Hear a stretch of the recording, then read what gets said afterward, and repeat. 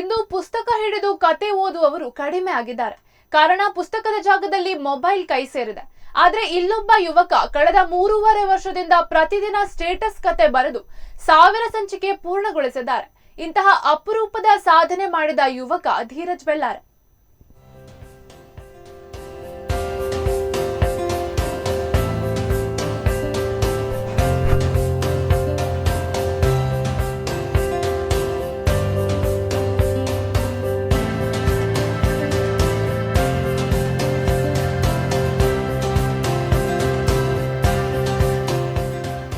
ಹೌದು, ವೃತ್ತಿಯಲ್ಲಿ ಉಡುಪಿಯ ಕಟಪಾಡಿ ತ್ರಿಷಾ ಕಾಲೇಜಿನ ಕನ್ನಡ ಪ್ರಾಧ್ಯಾಪಕರಾಗಿರುವ ಧೀರಜ್ ಬೆಳ್ಳಾರೆ ಕೊರೋನಾ ಸಂದರ್ಭದಲ್ಲಿ ದಿನಕ್ಕೊಂದು ಕತೆ ಬರೆದು ಸ್ಟೇಟಸ್ ಹಾಕತೊಡಗಿದರು.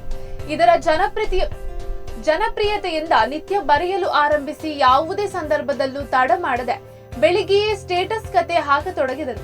ಈ ಮಧ್ಯೆ ಸ್ಟೇಟಸ್ ಕತೆಗಳು ಪುಸ್ತಕವನ್ನು ಬಿಡುಗಡೆ ಮಾಡಿದ್ರು. ಸದ್ದಿಲ್ಲದೆ 1000 ಕತೆ ಬರೆದರು.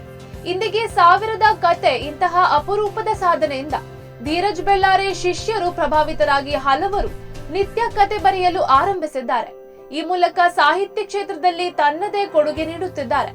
ಸ್ಟೇಟಸ್ ಕತೆಗಳು ಪ್ರತಿದಿನ ಸಾವಿರಾರು ಜನರ ಸ್ಟೇಟಸ್ಗಳಲ್ಲಿ ರಾರಾಜಿಸುತ್ತಿವೆ.